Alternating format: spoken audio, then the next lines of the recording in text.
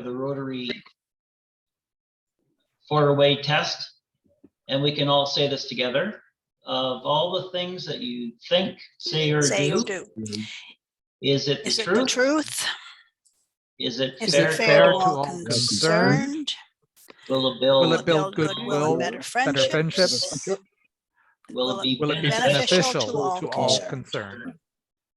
So on behalf of District 5370, which is the third largest geographical area in the Rotary world, filled with over 2,000 Rotarians and 100 clubs, I welcome you to our family. Congratulations, Neil and Diane. You're at this moment the newest E-Club Rotarians in the world. Jim, I like the at this moment. I sincerely hope that at this moment is very short. Well done. Thank you, Jim. Well, welcome to the club, guys. We look forward to seeing you at a number of our sort of online meetings. So welcome indeed. Thank you. Okay, we have this is for benefit of Neil and Diane. This is our normal monthly fellowship assembly. We have them once a month in terms of an online meeting, and usually we have a presentation which is somehow tied to what's happening in Rotary in the month in which the fellowship is held. And of course, this month in Rotary is Foundation Month to celebrate the sort of success of the foundation, and to commemorate Foundation Month. Irene, who's, as she has said in her introduction, a member of the board and the foundation chair for the club, is going to do a sort of brief 15-minute or so presentation in terms of foundation. It never hurts to get refreshed about news about the fellowship, the foundation, and how Rotarians can support it. So Irene, if you could take over and talk to us about the foundation and Foundation Month.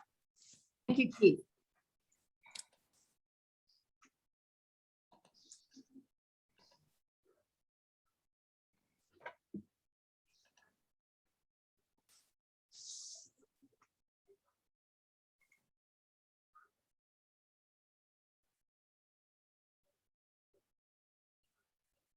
Can everybody see my screen?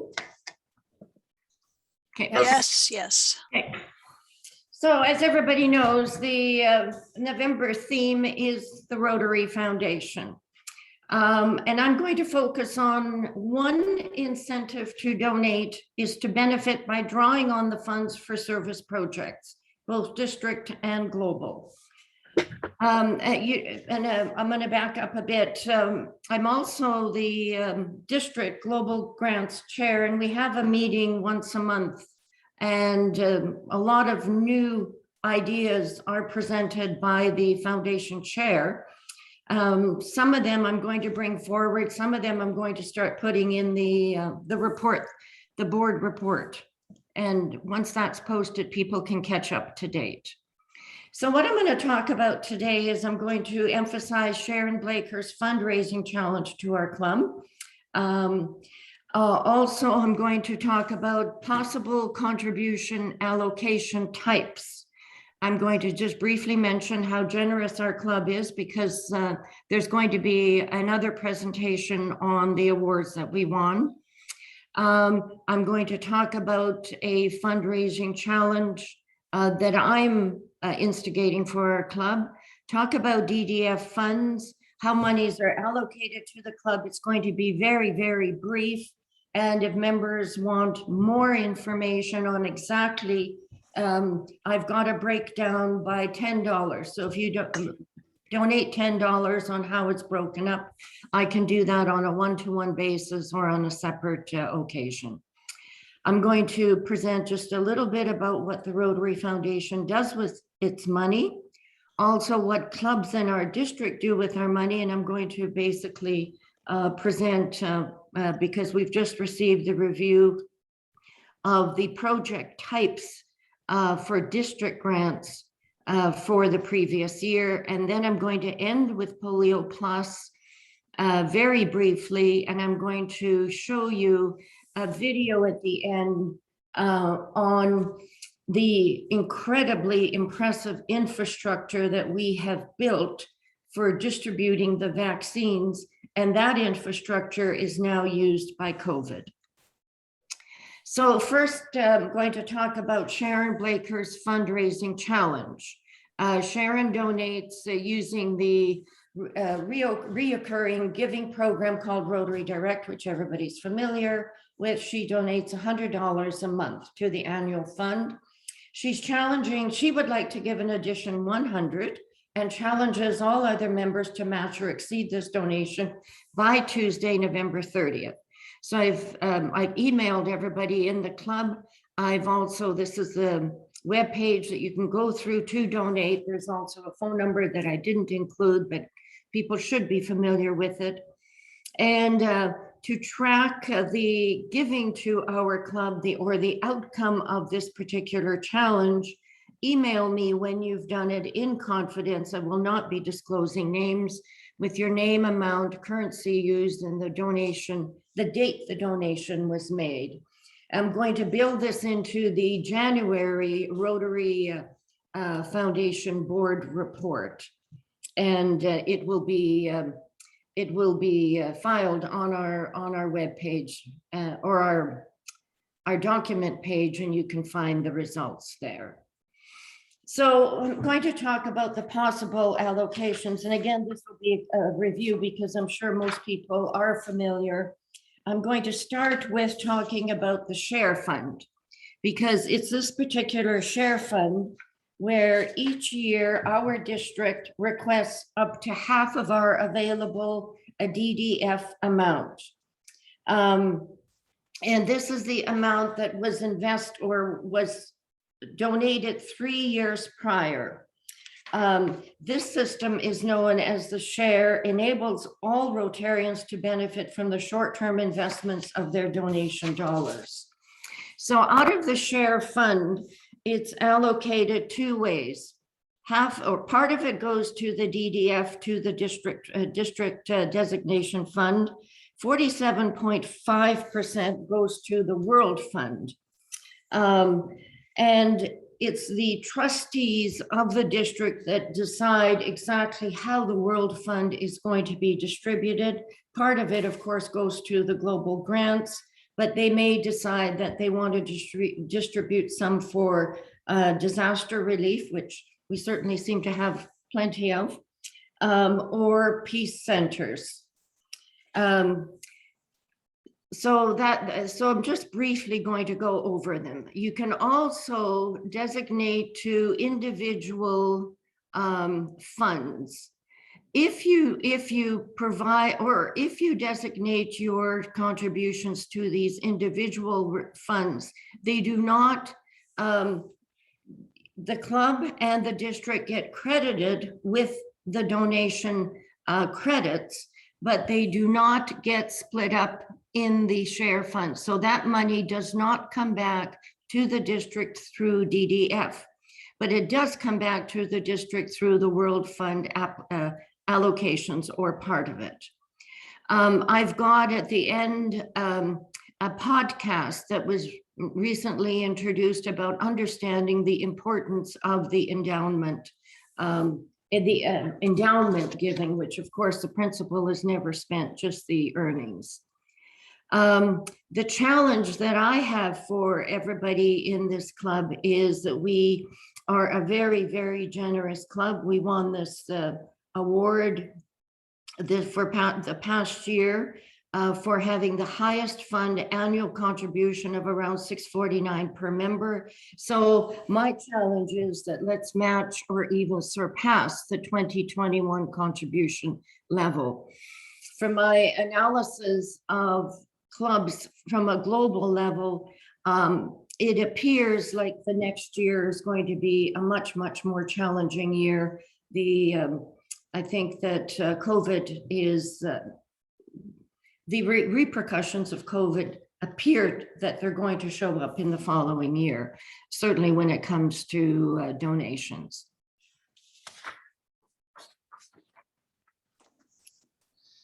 So if you have any questions, just interrupt me and ask. So what I've done here is I'm going to send these slides to Tammy, and Tammy can circulate them or post them. There's lots and lots of information to understand what rodeo does with its money. The End Polio Resource Center with all the videos is an incredible site. This podcast of the importance of endowments, and really without these endowments, the day-to-day operations of Rotary and of the Rotary Foundation would be impossible. It's almost like a finance course 101 on endowments. It's very, very worthwhile to watch. So the next slide, I'm just going to go over very briefly on what, from a grant perspective, as you can see in the 2021 year, 490 district grants were approved for 33 million and 1,359 global grants for 95 million. These are the areas of focus. You can see the number of grants that are broken down. It appears in this case here that disease prevention treatment is the highest number of grants.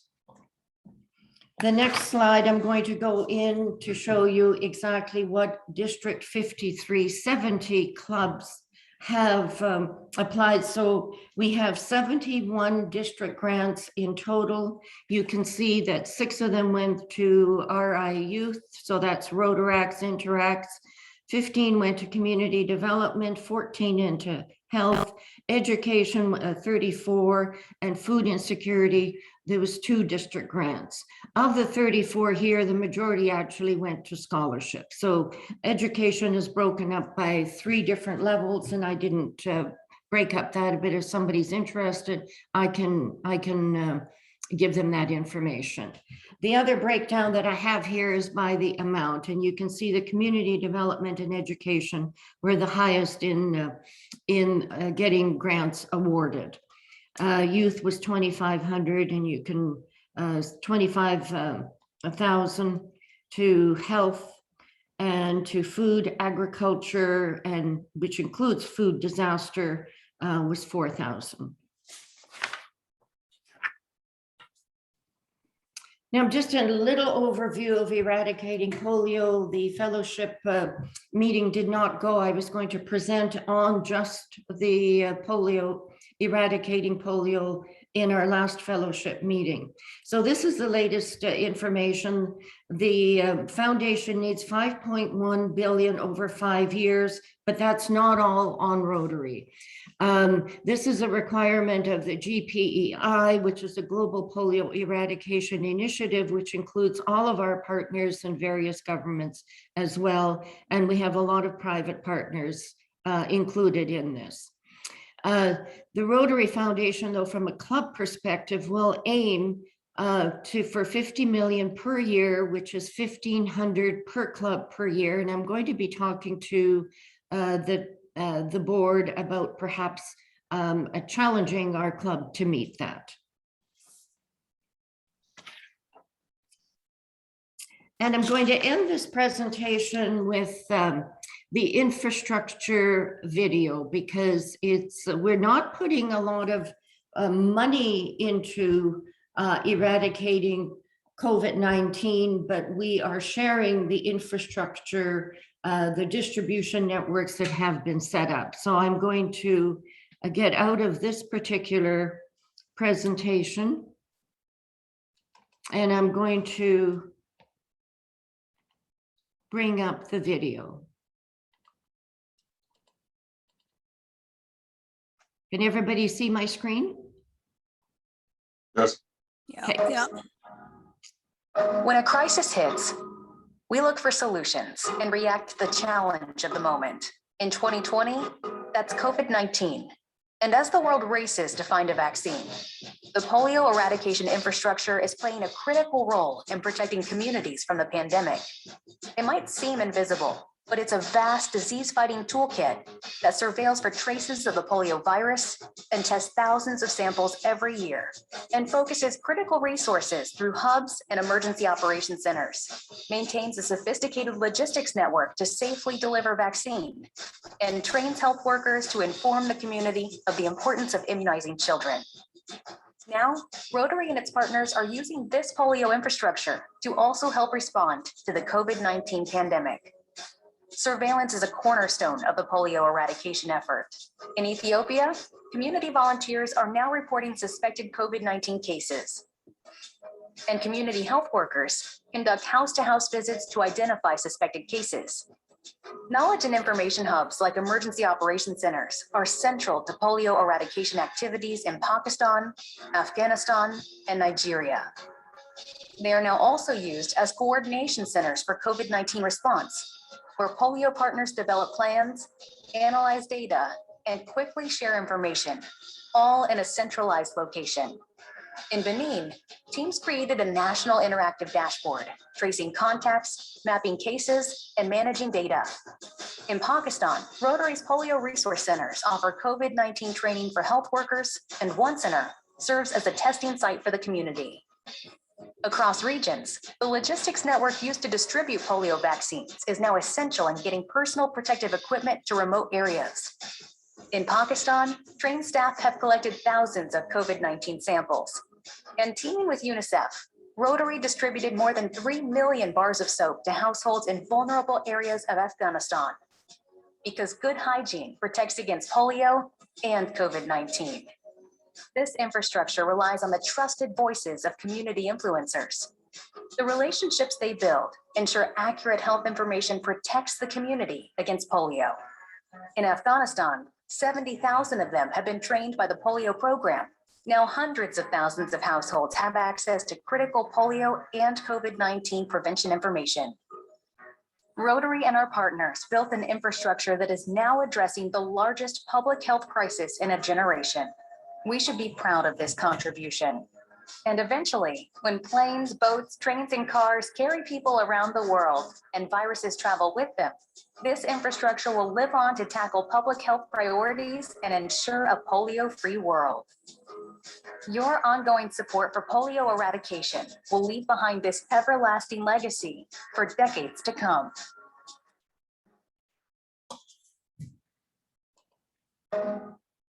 So I hope you When agree a with. crisis hits, we look for solutions and react to the challenge of the moment. Sorry In about that. 2020, that's COVID-19. So I hope you agree with me that that was a worthwhile video to watch.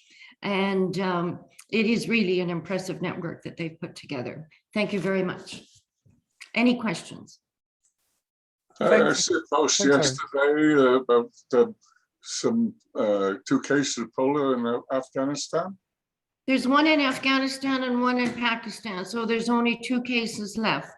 No, there's been another, apparently there's been another 2 shown in Afghanistan. I had a message from Lindsay Cancino, who's right up on it from District 7020. So there's 2 new cases that apparently showed up in October.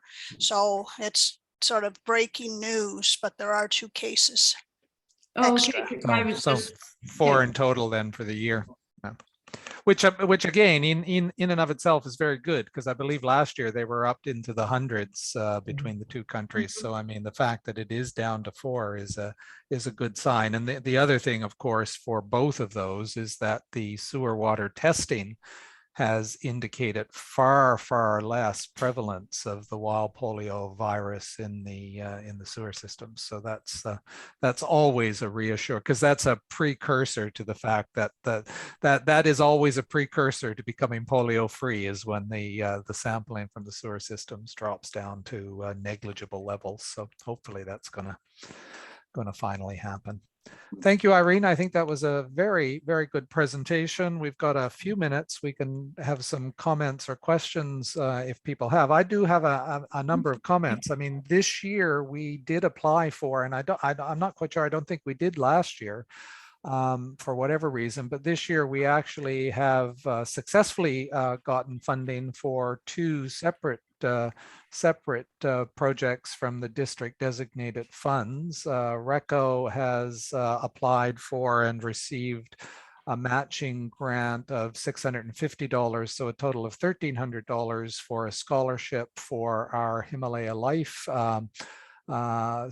organization that we're supporting. So we've got scholarship funds which should be hitting the bank account quite quickly, and we will then dispatch the money to Himalayan Life. And our satellite club, we agreed that in order to get them started on a project, that we would not make a Recco application for a district funded non-scholarship grant, and SECO applied for a $1,200 matching grant for a project with Project Amigo, Ellie's organization in Mexico, and they received approval for that funding. So we're making use of our district designated funds availability certainly this year in terms of those two projects. I do have a question, Irene, on Sharon's challenge. I'm intending to make a contribution, which I will do through the British Foundation, because that increases the amount of money that get through gift aid processes here in the UK.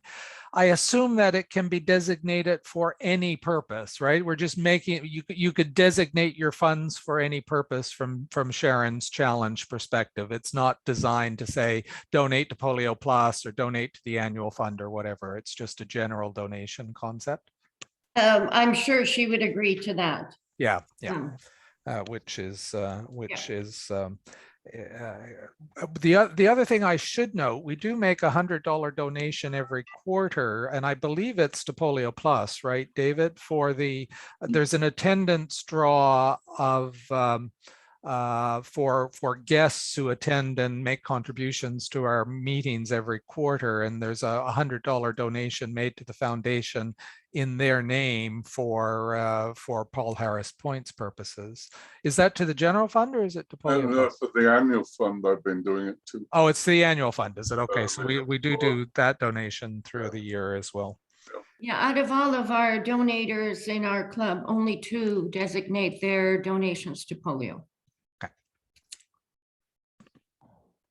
Okay, anybody else have any questions or comments? I liked your little video, Jim. That was really good. Oh, thanks. He's getting very good with those. I mean, it's practice. I should start calling this office the Skeleton Lake Studio. You're going to open up to challenge Bryce.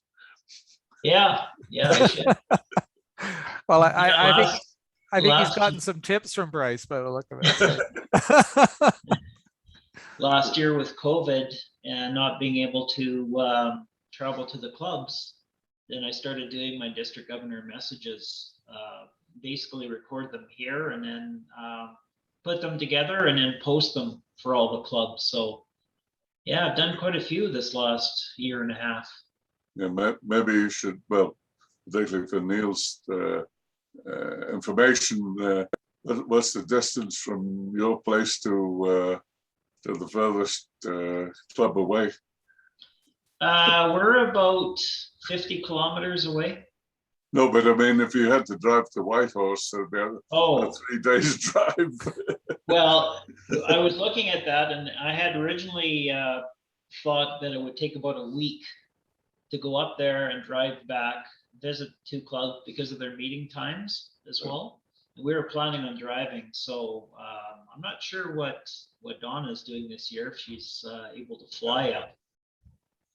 But when I was the president of the club here in Cochrane, Alberta was all one district, and the district governor, when I was president, came in December, and they at that time, I think Coppermine was the furthest north club, and then it extended to Kindersley, Saskatchewan, and Maple Creek, Extremely, we were joking with Jim about wearing his car out, and he didn't have to do it this year because of using Zoom, but some of the district governors need a new car at the end of the year. How did you go, Ellie? Yeah, we typically would, we were planning on about 40,000 kilometers in driving. But at one point, this district used to be all of Alberta. And they said the district governor would start and he wouldn't finish till the end of the year. Yeah, all the driving. Came in December to me, to Cochrane. And the district governor that year, he lived in Edmonton. In Edmonton. Yes, he was, forgotten his name now. Anyway, he was in, I'm pretty sure, the Northeast Club. But so a lot of traveling. Oh, yeah, it's crazy. Okay. Yeah, this kind of just fell into my lap, you know, being a member of an e-club, and then we're all used to meeting via Zoom. So yeah, it wasn't out of the ordinary for me. No, it was more of the same. I will mention one other thing. The SECO, the Satellite Club, is also sending 3 of their members are going to go to Project Amigo in Mexico in the new year. We have had donations to cover their on-the-ground costs with Project Amigo for the work weeks. And we're shy of $150 in terms of meeting those full on-the-ground costs for them. Ellie, I'll let you know today that that's going to go down to $50 because I haven't made a donation yet, so I'm going to do a $100 donation to Bryce. So just to sort of update, if anybody else would like to make it, if they have not already done so and would like to make a donation, we need up to another $50 in order to be able to cover the on-the-ground costs for them. Keith, I think Dieter and I tried to cover the costs, so you might have an overage. Oh, what a pity. Okay. I just received a message actually from our donor services accounting department that we're short money. Who's going to pay it? I already take my share. So that's great. Wonderful. I will tell her that we will cover the full cost for them. But I can send that to Bryce, right, to cover it, or do I need to send it to you? No, you send it actually to Project Amigo. Oh, okay. I'll touch base with you and get the details then on. Yeah, if you do e-transfer, it's pax@projectamigo.org. Oh, okay. Good. Oh, thank you. I think we might have sent it to Bryce, so we'll did I. Yeah. We'll have to get him to forward it on then. Well, he can send it in one lump sum then. Yeah, that's probably easiest. Yeah. Okay. We'll move on to the next section of the agenda, which is Tammy, who's going to talk and blow the horn a bit about the district awards ceremony. Tammy. Great, thank you. So I have a short presentation here.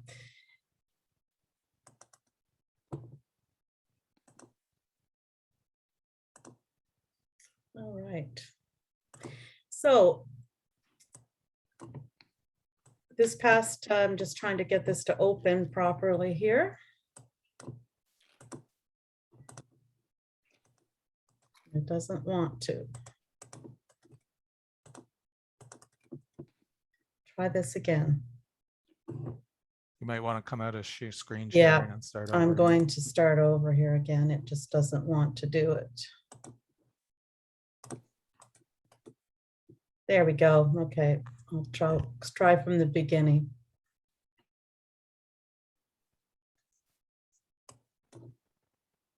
There we go.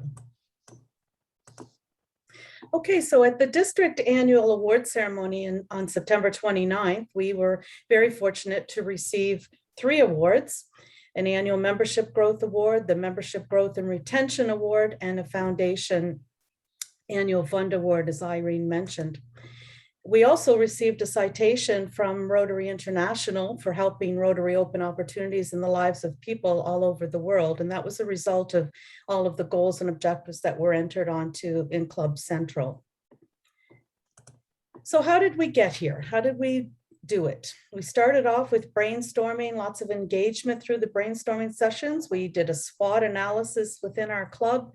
We developed a vision and mission, and then we developed our strategic plan using the guidelines from RI. We developed some SMART goals and objectives. We had an action plan, lots of teamwork, and then we evaluated and adjusted our goals as we went along. And of course, through all of this, we kept the Rotary core values in our forefront as we developed all of these, the plan and all of our activities. So when we did the SWOT analysis, we looked at our strengths, opportunities, weaknesses, and threats. Each member was asked to participate, provide their feedback. We got together as a group and came up with a final list. From there, we reviewed the strategic 5-year plan that RI had developed, looked at their strategic priorities and objectives. We also considered the district mission statement, their priorities, objectives, and core values. And then we looked at RI's vision statement that together we see a world where people unite to take action and create lasting change. From this point, we went and had another great brainstorming session and came up with our own vision. A dynamic, innovative, and caring club using creative fellowship and active engagement to enhance local and international communities. It took us a while to get there, but it was a very fun process working together. From the vision, we came up with a mission to provide a unique Rotary experience through fellowship activities, project services, and Rotary meetings on demand, when and where you want. Our next steps were to develop some Recco priorities, goals and objectives, and of course, the most important, the action plan. What were the results?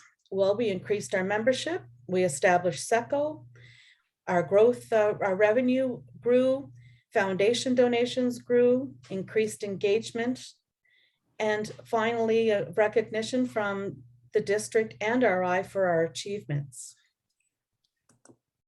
So I want to thank the Recco members, the committee chairs, the board of directors for all the support during my year as president. We worked well together, lots of hurdles that we overcame, and I think we grew together as a club and became a bit more connected, especially through the brainstorming activities. We saw how important it is to discuss these things together. It can't be just the president or the board of directors. It has to, in order to keep the car on the pavement, everybody has to be in the car. And we certainly proved that to ourselves. And it was a great year. I thank you again for your support and very appreciative of the awards received from both the district and RI. And thank you. Great done. Well done, Tammy. Thanks. Excellent job from the E-Club last year and President Tammy. Those awards were well deserved. Thank you. It was fun to watch it and to see the recognition for the club for sure. I think we were relatively surprised at having received the ones that we did, because it was a very odd sort of glitch in the system, because there were 2 membership awards that we received plus the district the foundation award which was received. So it was a fun evening for sure.